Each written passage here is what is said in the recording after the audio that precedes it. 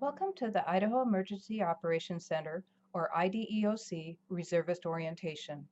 In this training, I will give an overview of the Idaho Office of Emergency Management, or IOEM, and the IDEOC's missions, how the IDEOC operates, how a disaster response flows, and how the Reservist program is operated. Safety and security are the responsibility of everyone to help ensure all are safe. Once you receive your IOEM issued ID card, you should wear it at all times when on Gowan Field. It should be visible when we are activated. If you have any safety or security concerns, please notify your section chief or the IDOC manager of the concern so it can be addressed. No personal firearms are allowed on Gowan Field, so be sure to remove any weapons in your vehicle. The IOM mission is to guide the state of Idaho in effectively preparing for, protecting against, mitigating the effects of, responding to, and recovering from all hazards. There are three branches in IOEM. The Protection and Preparedness Branch writes and maintains the state disaster plans. Supporting programs include hazard mitigation, critical infrastructure, and Geographic Information System, or GIS. The Finance and Logistics Branch takes care of grant management activities and coordinates IOEM's resources. The Operations Branch maintains the EOC and the emergency communications. They prepare and execute training and exercise and maintain public-private partnerships. Once the EOC is activated, the IDEOC coordinates the state support to the local jurisdictions during a disaster or emergency. Various agencies will send out resources based upon the requests from the local jurisdictions to support the local incident command with their response to the incident. EOC functions include information collection, evaluation, and dissemination for a common operating picture among all entities, and coordination of the state response and resources. They also set the priorities for the state. There are 4 activation levels identified for the IDOC. The first level, monitoring, we are not activated. We are monitoring the situation around the state, our surrounding states, and across the nation, watching for anything that could potentially become a state declaration and cause the IDOC to activate. The IDOC is activated by the IDOC manager when a disaster has occurred and it becomes likely that a county or tribe will declare and request state assistance or has declared and requested state assistance. A federal declaration is possible at a level 3, a level 2, or a level 1. The scope of the resources provided from the state and the federal governments helps in determining which level we are at. A level 3 activation is the lowest activation. A situation is likely to occur or has occurred in one jurisdiction or more. There could be a state declaration in place, or we are preparing for potentially having a state declaration. We are communicating more with our local jurisdictions. There may be a state agency or emergency support function, ESF, activated, but they are likely providing technical assistance rather than resources or very minimal resources. The staff is likely working regular office hours, either from the IDOC or at their desks. A level 2 activation is a bit more complex. There are likely multiple jurisdictions involved. The IDOC is working longer hours and weekends. There is more direct state assistance, providing resources beyond funding, using mutual aid from other states and federal assistance. A level 1 activation is a very complex incident that likely has overwhelmed the state's ability to respond without finding other resources outside of the state. How does an event flow through the various declarations from the disaster striking to recovery? When the disaster strikes, the local responders go out: fire, law enforcement, public works, and others. When the response is too large for those initial responders, then they go to the city, county, or tribal nation for a local declaration. Whether they go to the city or county depends on the jurisdiction. Some jurisdictions require the cities to declare before the county can declare. Some counties and the tribes declare for all jurisdictions within their boundaries. Whether a city declares or not, the state only responds to the county and tribe requests. When we discuss local in the state EOC, we mean the county or tribe. A declaration allows for multiple things to occur during an emergency or disaster. The ability to suspend the provisions of any regulations prescribing the procedures for conduct of business that would in any way prevent, hinder, or delay necessary action in coping with the emergency, such as relaxing the rules for truck drivers that are delivering resources to the disaster area in order to get them there quicker. The declaration also allows the ability to utilize all resources of the jurisdiction, including, but not limited to, any sums in a disaster emergency account as deemed necessary to pay obligations and expenses incurred during a declared disaster or emergency. Things like purchasing requirements might be less stringent in order to make purchases and contracts occur more quickly and to save lives. A declaration also can transfer the direction, personnel, or functions of the jurisdiction departments and agencies for the purpose of performing or facilitating emergency services. Once the local jurisdiction determines it needs support in responding to a disaster, the commissioners can request state assistance from the governor. If the state needs support in responding to a disaster, the governor can request a presidential declaration. First, a preliminary damage assessment team will come to look at the damages and determine the estimate to put the damaged resources back to pre-disaster condition. The team is made up of federal, state, and local members. If the estimates meet the state and county's thresholds, then the governor's request for assistance is sent to FEMA.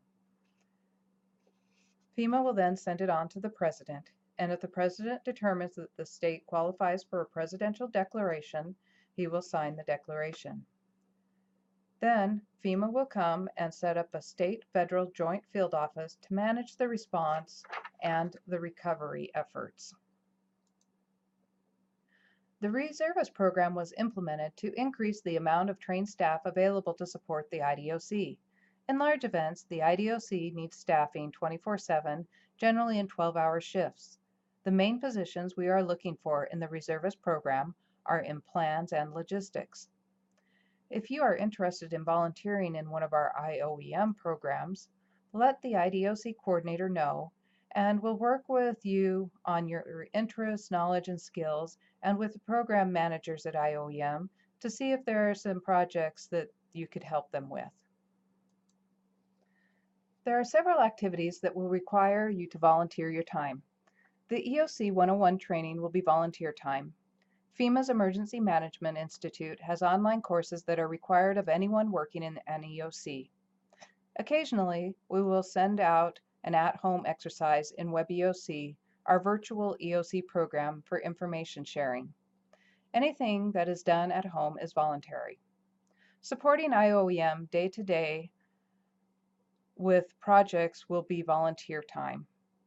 You can attend training as many times as you would like, but after the first time, it will be voluntary to repeat. Amateur radio operations is voluntary by the rules of the program. You are welcome to volunteer all of your time if you are interested in that, but we do have funds to pay for training and activation.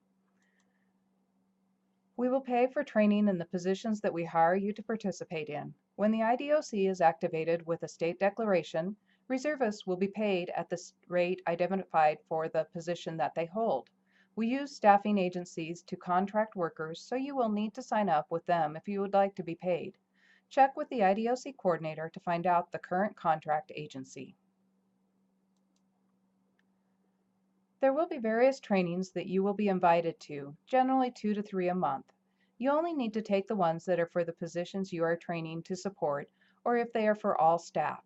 We have exercises for sections and for all staff. We request all reservists that can participate in exercises to do so. This is where you will really grasp the concepts that you learned in the trainings.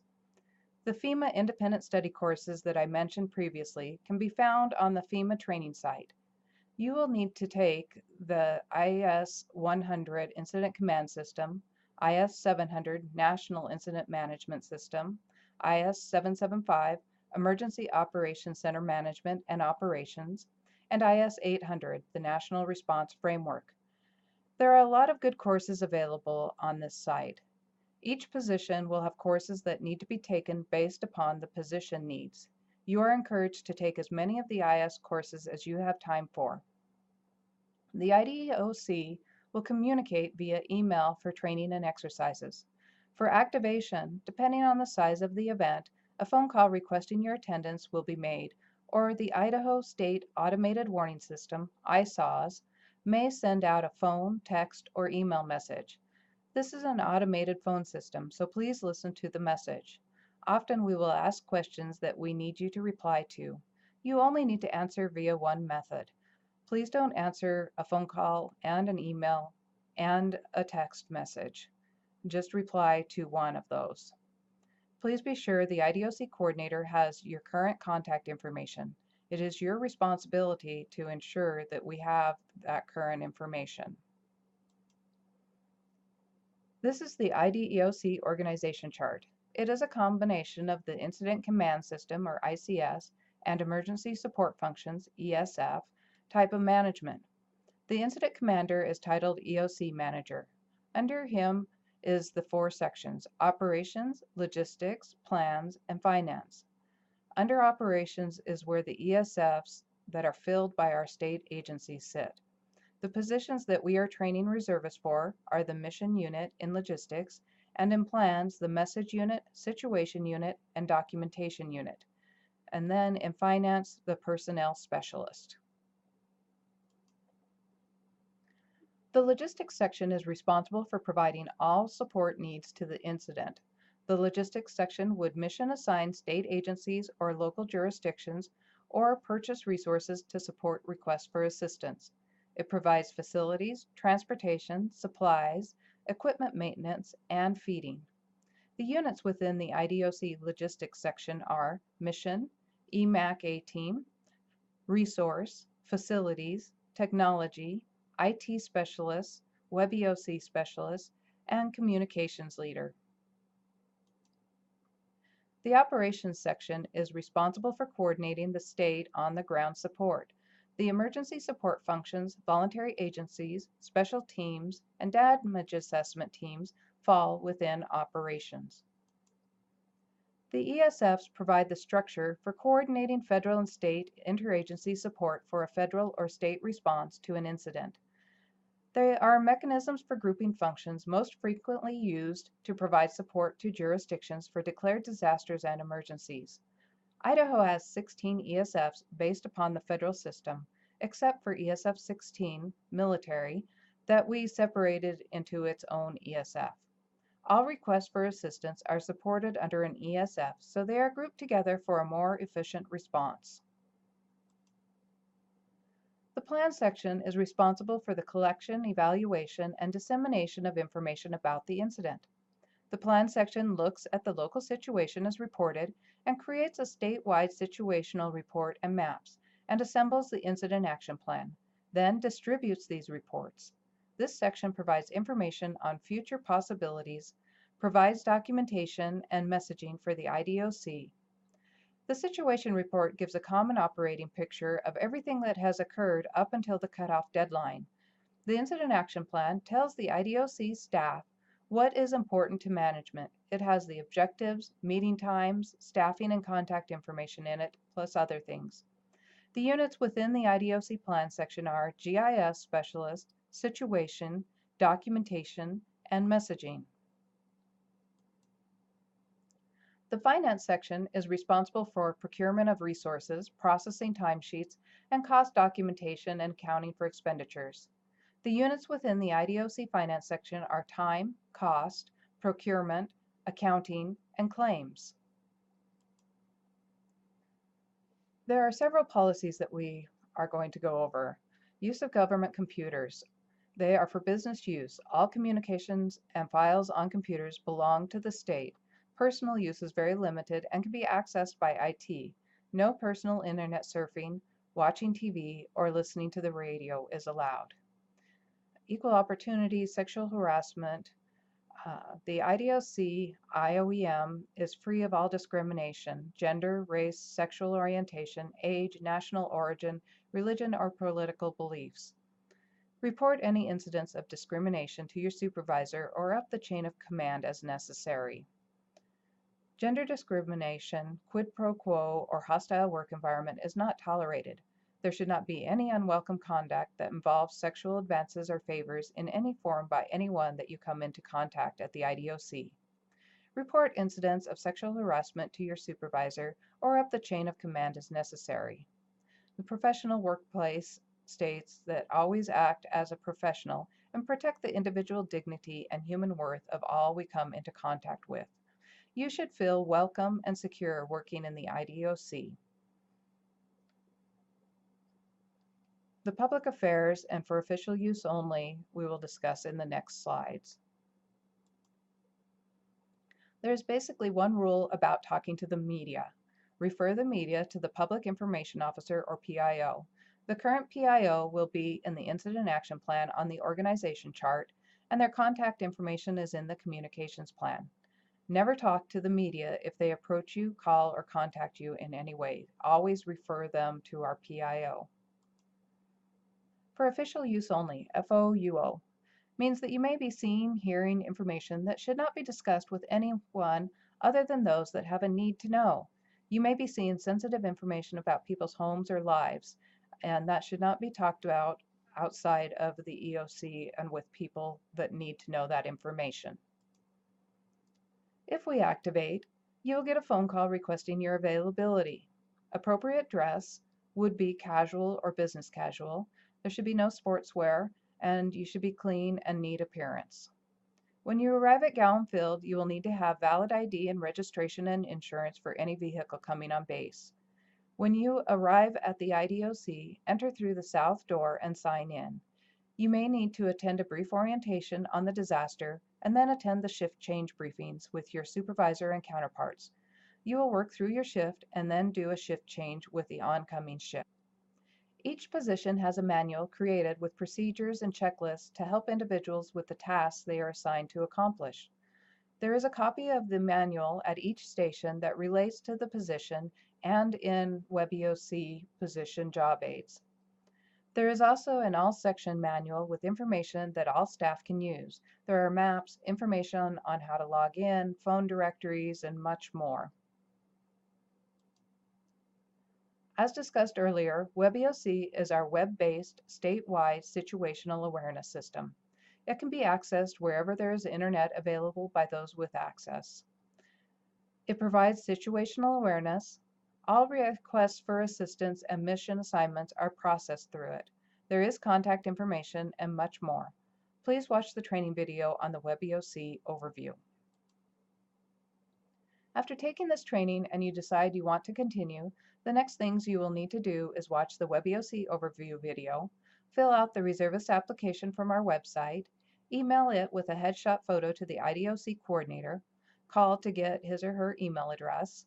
Once you are in our system, we will have you do a background check and invite you to the next IDOC 101 training, and you will receive a tour of the IDOC.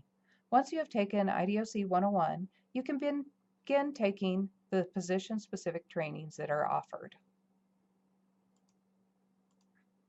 After taking this training and you decide you want to continue, the next things you will need to do is watch the WebEOC overview video, fill out the Reservist application from our website, and email it with a headshot photo to the IDOC coordinator.